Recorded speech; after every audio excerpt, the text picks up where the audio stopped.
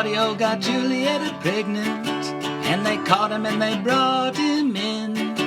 But the Duke was out of town when the deal was going down, and Angelo stood in for him. Angelo, well, he was perfect. He liked enforcing laws that mentioned lust, but he wasn't very nice. His urine was congealed ice, and all in all, he wasn't just. So even though Claudio's marriage might have been legal, sponsalia per verbo to futuro, he was condemned to die for begetting his small fry, condemned to die by Angelo. Aeschylus spoke up for Claudio, but Angelo wouldn't listen at all. That man must surely die for begetting his small fry. 'Tis one thing to be tempted, another thing to fall.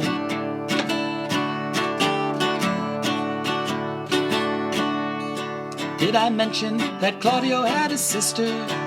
Well, he did, and her name was Isabel. And she was pretty and young, and she wanted to be a nun. With her in love, Angelo fell. In order to release your brother, resign yourself to sleep with me, he said. You must be kidding me, I'm a nun, about to be. I'd rather see my brother dead. When Claudio heard Isabella's story, he was mad that Angelo should be so base. That hypocrite, that cad, why he's really very bad. You mustn't go, remain chaste. Claudio thought Isabella shouldn't, but then he had another thought. Say, Isabel, my dear, death is something all should fear, to lie in cold obstruction and to rot. I think maybe you should do it. It's not such a deadly, deadly sin. You've got a lot to give, sweet sister, let me live. Vice can have a virtue hid within. Well, Isabel didn't like the idea. I'll pray 1,000 prayers for thy death, she said. And she might have, I don't know, she was just about to go when this friar had a word with her instead.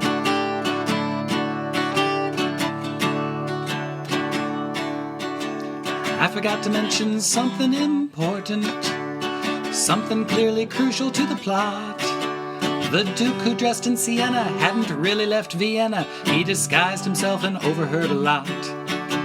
He said, now we know what these seamers be. Angelo doesn't seem that great to me, but I'll show you something strange. Follow me to the moated grange, and we'll meet Angelo's bride-to-be. He has a fiancée, asked Isabel. Not exactly, no, not anymore. They were fixing to be wed when Mariana said, the dowry didn't come through, I'm kinda poor. So Angelo broke off the engagement, but Mariana still loves that bozo. She'll be glad to take your place, and he'll never see her face. We'll trick him into a marriage sort of like Claudio's. So they did, and Claudio's pardon was expected by the Duke at any time. But when the order came, the sentence was just the same. Angelo was covering up his crime. Well, what do we do now? Asked the provost. The Duke said, well, we can't kill Claudio, but Angelo has to have a head. Use this pirate's one instead, and Angelo will never know. Then the Duke returned himself in person, heard everyone's explanations with great pleasure.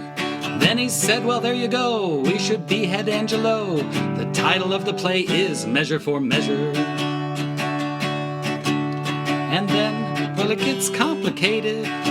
Mariana begs for Angelo's life, and Isabel, who has her doubts, says, all right, pardon the lout. And the Duke says to her, be my wife. No, really. The moral of this whole story, forgive me if I start to preach, is hypocrites and liars and dukes disguised as friars should all show mercy each to each.